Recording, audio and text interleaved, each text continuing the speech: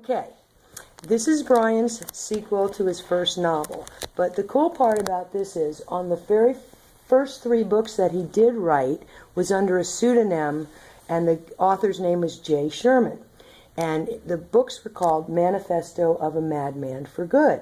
Well, in the sequel, he actually took the character J. Sherman from his first 3 books, and he is the Madman for Good in the sequel. So it's cool because he kind of brought all that together. So, yeah. So anyway, go for it. Cool. Yes, and this is a sequel. It's going to be a series of 7. I kind of open it up. I don't want to give too much away of the story, but by the end of this book, you definitely see where I'm going with it. It's just been so passionate of mine. It's amazing that it took me 5 books to feel like an actual writer. I mean, feel like the passion when I was writing it, that I was upset because I didn't know how the book was going to end when I was still creating it. So it must have meant I was on the right track somewhere. But so this is the book. Mom did the artwork again. It's great.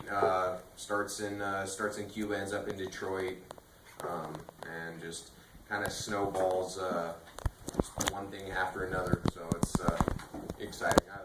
I enjoy it. So the first section I'm going to read from is Jason and Christina are walking down the streets of Havana after receiving a mysterious postcard that was slipped under their door.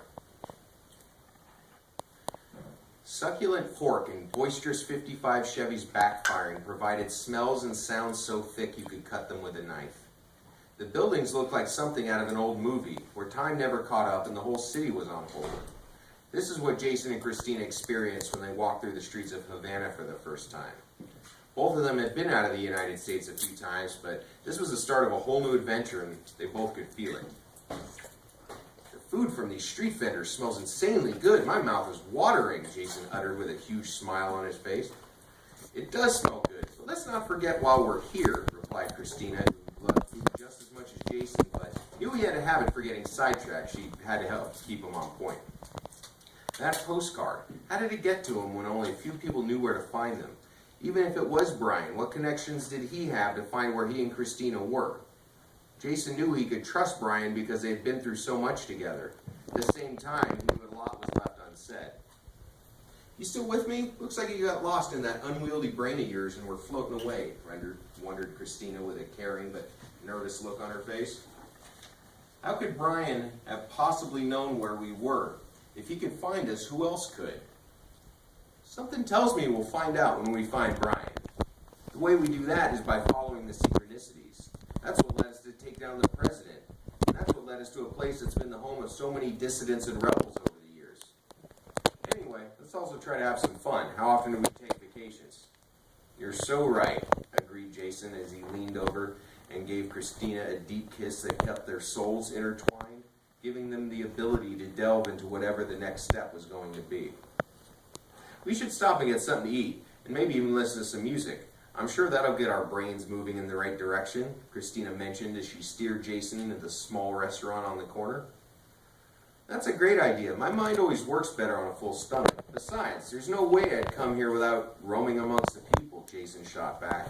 He eagerly followed Christina into the Paladar with a joy he hadn't felt since the leader of the free world became just another proven criminal and liar.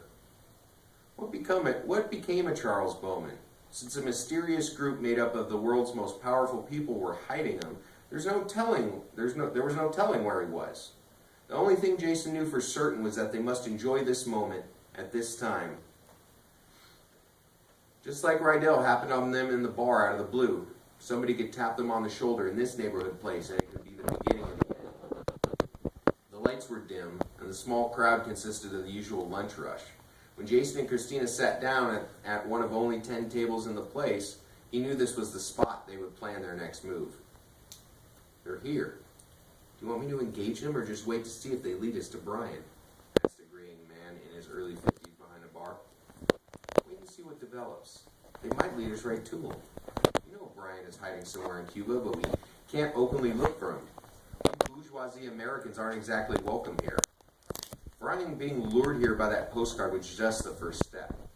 Using Jason's skills to our advantage is exactly the mind game I want to twist him up with. We have so many surprises in store for him, amigo, stated the confident man on the other side of the phone. So, the next section I'm going to read from is Jason and Christina find themselves at a weekly protest rally that they found outside of the restaurant after they finished eating. The madman was scanning the crowd and noticed many people carrying signs for the different issues they cared about. Privatization was by far the most popular, and he knew faceless entities didn't like people who stepped out of line. He needed to know who was truly interested and who was faking interest so they could tear others down. There might be a limit to their greed, and there might not be. What I can tell you is that I'm a relentless hunter and gatherer of unadulterated truth. Whatever ugliness lies behind the scenes, I'll be there to uncover it. Many politicians, appointed and elected officials, all cower to somebody. Our goal is to find out who that somebody is and bring them down so that they can never hurt anybody again. He's still sounding pretty vague, but at least he's closer to a point, Christina retorted, who was trying to listen because she liked his philosophy. Now that she thought about it, he sounded familiar. How do we find these people who make huge profits off the cleanliness of the water we drink, the quality of the food we eat, the chemicals we buy and produce, and the thoughts we may or may not have in our heads? We start by realizing that to truly succeed, we must all become mad people for good. We must ensure unrelenting positivity runs through everything we do. Because although the people we're up against will stop at nothing to hold us back, we must show them that their power is illusory because we've allowed them to have it. We must let go of the idea that all people are out to do us good, and also the idea that everybody is out to do us harm. Discernment is the key to all interactions. If we believed everybody in the world was out to get us, we might never trust anybody. If we want to build a worldwide coalition to end the destruction of our species, then we have to upend their worldwide movement. They might have bigger guns and more money at their disposal, but we have something much more powerful. We the people have the will to see them pay for what they've done. We have the will to see their false promises and silver tongues are just a means of gaining more power and more control. We need to show them that we have the real power because there's way more of us than there are of them. Christina and Jason began looking around to see how the madman's message was being received. Some Europeans were roaming the crowd, but most were local Cubans who needed something to light a fire under them. Because no one had been screwed over more by both sides than them. They had a revolution and installed what they thought was the answer to American imperialism and control of the world. Then the world shunned Cuba because the U.S. government made them. This caused the Cuban government to be focused on control, stamping out dissent, and firming up their grip on power by telling the people just enough of what they wanted to hear. You think this guy means what he says? Jason asked Christina, no longer in a whisper, because the crowd began to scream and cheer for the madman who finally made a point they could get behind. I believe he does mean what he says, that it's possible to bring everyone together around a common cause that's in all their best interests. I believe he believes that, explained Christina, who was going from skeptical to a little less cynical. So you're not totally on board? You think it's a line of BS? Jason wondered. I've heard a lot of people say a lot of things, and most of the time it turns out the exact opposite of what they say. How can this guy be truly as good and passionate for collective uplift as he says? Or should I say, as relentless in the pursuit of positivity? Jason knew she might be right, but he noticed the look on her sun-soaked face was the same as his when he thought he saw Aaron for the first time. Did Christina know this guy? The more we raise the issue of being treated like pawns and worker bees, the less smoothly it goes for the elites. The less smoothly it goes, the less profit is made. The less profit that's made, the more lives that can be saved. Once they see we've been reading between the lines and can spot what's hidden in plain sight, they'll realize we have the upper hand. Our purpose is to bring real people together. The madman was now staring directly at Christina with no attempt to hide himself. I love you all. I love humanity. That's why I do this. That's why I'm a madman for good. So the third section I'm going to read from is Jason and Christina, after escaping Cuba kind of by the skin of their teeth, are now driving down the street in Detroit because they followed the clues to Detroit. They pulled onto the street for what would have been a 10-minute drive if there wasn't traffic. But that was practically impossible since it was right in the middle of rush hour. The sun was fading away and the remaining light reflected a yearning for a better society off of closed factory after closed factory that had moved overseas. I wish we could do something about this. The government gives tax breaks to companies who move their factories thousands of miles away, putting many Americans out of a job. Meanwhile, the companies say they need these tax breaks because it gives them money to expand and create more jobs. They just fail to mention those jobs won't be in this country. Jason seethed. His face was getting red with anger the more they drove down the street. That is very true. We have to deal with rampant unemployment, which causes a drain on natural resources because the infrastructure that kept it affordable is gone. The companies say that if they took control of power and water systems, they could streamline its delivery to the people. Goose wanted to ensure that he was part of the conversation. Every kid they saw playing outside seemed to be wearing clothes and shoes that should have been thrown out years ago. Goose joined up with Jay years back after convincing him that after years of investigation, Marty wasn't the great guy he made himself out to be. He continued to dig up information while the man for good was in exile as he waited for that right opportunity to make his dreams come true. Yes, they think of profit first when delivering water and power to the people. Since they're the only ones providing it, they can charge whatever they want. Working people can't afford to pay because the rates have been raised so high, quipped Christina. She looked at Jason because she was getting just as excited as he was since they were getting an opportunity to do some good. Maybe we need some kind of technology to save us. It's true that technology is partially responsible for the downfall of society by making everything impersonal, but we can also use it to our advantage. We can also use technological breakthroughs to help advance society. Some people say the road to hell is paved with good intentions. Without good intentions, however, a person will never know what the right course of action is. People get in trouble when they think that if their intentions are good, they don't have to take action, replied Bryan, since he had just as much to gain or lose as anybody else. Would his brother really allow this to happen without it being just one more scheme? I agree. That's why the madman for good became the madman for good. Unrelenting positivity through the action of doing the right thing, expressed Goose, whose passion and hope grew from the energy building in the car. He wanted to start as a catalyst for change and then transition into an agent of change. I'm not sure which one I am yet, but something tells me I'll soon find out. And so the last section I'm going to read from, Jason and Christina are in a bus station and they're asking for directions and they're, in Detroit. As the guy in the booth looked down at the computer screen with a scowl because he had to deal with obnoxious jerks for crappy pay, Bryan whispered from behind them, "He looks familiar, like I've seen him somewhere before." Bryan seemed to be having a flashback, or maybe the congressman's weed was just that good. "It seems like he's helped us before, I just can't put my finger on when." "Now that you mention it, he does look familiar," noticed Jason. The guy in the booth leered at them suspiciously before he spoke. "I can hear every word you're saying. You aren't exactly being quiet, Trust me, you've never seen me before. Don't say we all look alike, so I must be the guy you ran into." The lockers?" inquired Christina, trying to restore order. "Yeah, at the far southwest corner of the station is a bank of lockers. There might still be a few available. You'll see a pay station with instructions there that should explain everything." "Thank you," Christina responded graciously. "No problem. And make sure your punk friends don't talk trash at my booth again or I'll have to come out and kick all their asses." Christina led the boys away. She didn't want to draw any more attention to themselves other than the people already watching them. "Why did that guy get defensive all of a sudden?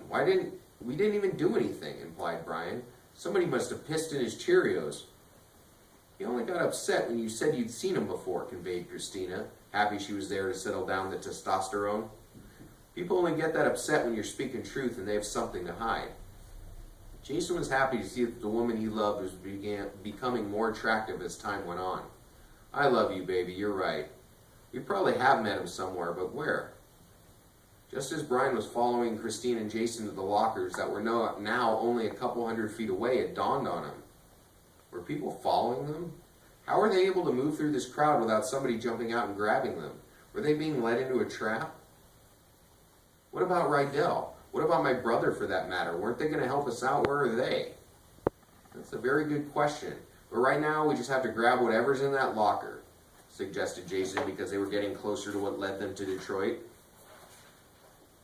I pointed them to where Marty hid the information. Should I take them down now? Inquired the guy in the booth who had picked up the phone. Not yet. Just keep an eye on them. We need them to open the locker, grab whatever's in there, and then we'll take it from them. After that, be creative. I know this isn't as exciting as being security at a rally or anything, but you're doing your part to keep the American people strong. Expressed a mysterious voice on the other end, which had a strange tone to it, almost like it was healing from a facelift. I know you're down for the cause. You helped us stop Aaron. And even though he was lost, we know you can still help the entities. Without them, the mongrels would take over. Understood, sir. You might not be serving anymore, but you're still my commander-in-chief.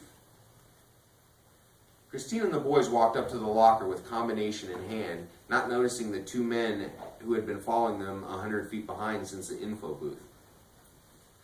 Now that I think about it, we have seen that guy before. He was security at the anti-immigrant rally in New York. He directed us towards Aaron. Remembered Jason as Christina began to enter the numbers. You know, I think you're right, stated Bryan, whose brain moved from food back to the task at hand. You think Rydell and my bro sent him? Maybe. But they couldn't pull something like that off since the 6 entities don't support them anymore, or so they said, but then again, who knows about anything at this point? So, those are the 4 sections, and it was...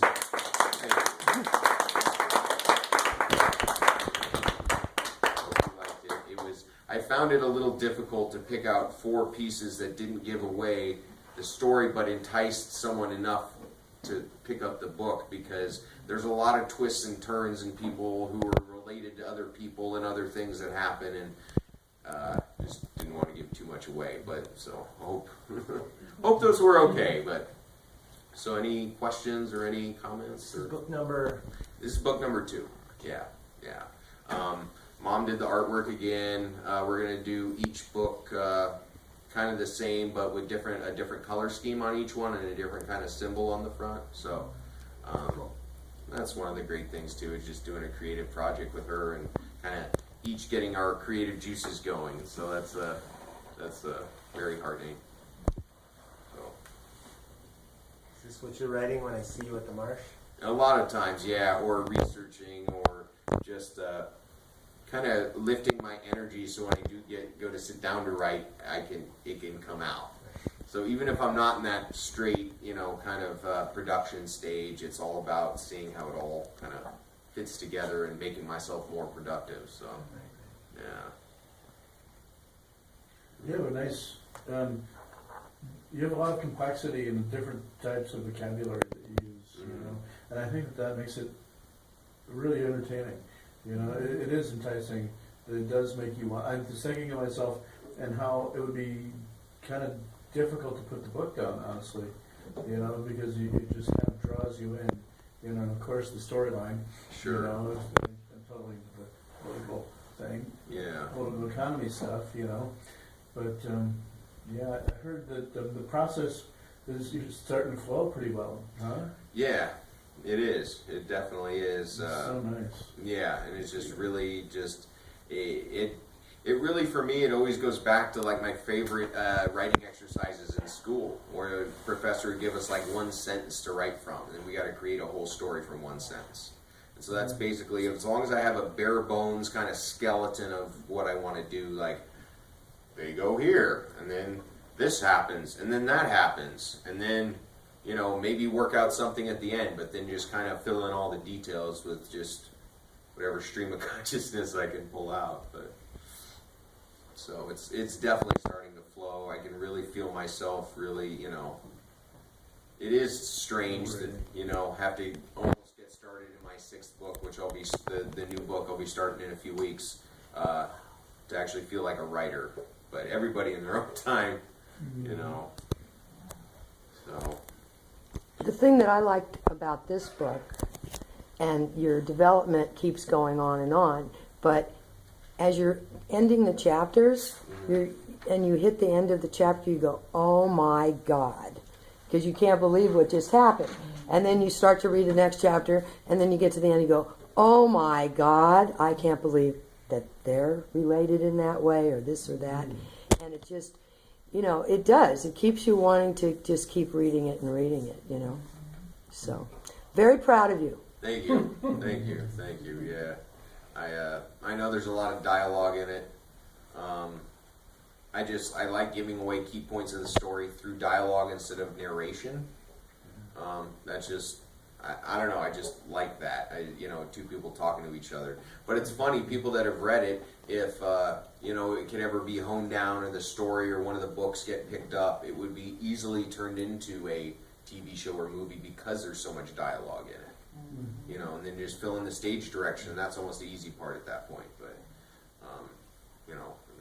Netflix, here we shoot come. through the Hulu. moon, right? I mean, you got to set your goals high. I like reading dialogue. Dialogue is kind of engaging, Yeah. because you're kind of interacting as if you were in the conversation,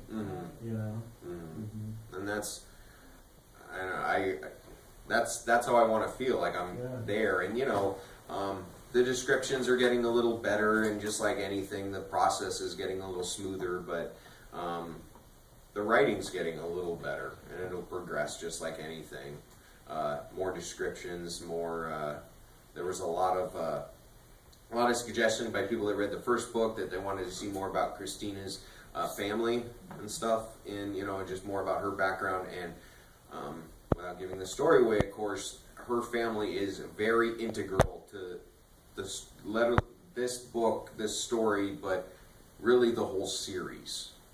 And that's just kind of, maybe I just heard that from enough people, and then when I was writing, it just kind of came out of my subconscious somewhere and just filtered into the story. Not really sure, but so there's definitely some of that in there. But it's and then each book is kind of going to be about a different social issue, and you see how that kind of gets woven into the story when you read it again. I don't want to give too much away, but the next book is going to be about private armies and military contractors and everything, and so I know that one will get a little hairy, I'm sure. But this one has, it does have a couple murders. I don't want to say murders like, killers or whatever, but just a few people get killed. There's a few action scenes, which I'm sure will kind of, get a little better. You actually have the whole solution for the drought globally in your book. Yeah. Something small like that. Yeah. Yeah. Woven in. Yeah. Or what I think is, I'm not a scientist. I don't know the scientific answers for all that, but I'm kind of a dreamer. I'm an idea person. If somebody can put in the details to, that, then that would be awesome, but so it just, some stuff just seems so, elementary, and maybe the reason we haven't found answers to the drought and to the environment, to all these things, is because the people who've had power for so long aren't going to exactly give it up without a fight. Maybe they just haven't figured out how to make money off of it yet, But then, if you listen to someone or read someone like Thomas Friedman, Hot, Flat, and Crowded was a very good book. One thing that he brought up was basically we have to appeal to the wrong people for the right reasons. And the fact that we have to appeal to the giant companies and the big oil companies and these huge corporations because they're the ones with the infrastructure already in place that could possibly fix it on the scale that we would need to actually have, a major effect. I guess it seems that you could be environmentally successful in that respect. Yeah. But for some reason or another, it seems to me that society as a whole detests that whole concept because it doesn't allow anyone else room to breathe as far as becoming successful. Yeah. The innovators, for example. I'd like to believe it was the innovators and the social as well as technical innovators who combined together come up with this new way that, and people who work together, as more people involved in the process of victory, rather than saying the petroleum industry, the fossil fuel industry, for example, who holds most of the leverage as far as climate change in particular. If we're waiting for if the investors in that type of industry are holding out, waiting for their way to figure out how they can make the money off of it. You know, of course, they've got bad motives to start with, but at the same time, it's kind of a corrupted system in that respect. Oh, well, definitely. And I mean, of course, we obviously know it. Well, yeah, but I mean, the fact that, you know, Thomas Edison had the patented the electric car over 100 years ago. I mean, if that was able to naturally develop since then, I mean, it'd be so far advanced right now, it wouldn't even be funny, but... Or if Nikola Tesla would have won that. Oh, yeah. Right, yeah. Oh, yeah. Air, running on air. That's all about the electromagnetic, like, oh, I could go off about that forever, but that's, I mean, you know, you're talking completely unending energy out of the air that never runs out. Yeah. Of course, if we're sucking as much energy as it would take to power the entire world out of the Earth's rotation, I mean, I don't know enough about science to know if that would really affect anything, but... Probably they'd add the security system, because if Tesla would have won, then the government could push a button and they could just zap you. Yeah, see, yeah. Exactly. Bye-bye. So there's the upside and the downside, just like anything. Exactly. So it's a, you know, it's a battle, it's a journey. What a great adventure. Yeah. Huh? Yeah. It's good writing material. Thank you. I think one of the things that I liked about your book, and just from you reading it, because we know you, but it also sounds like you can hear you in it, which is really important.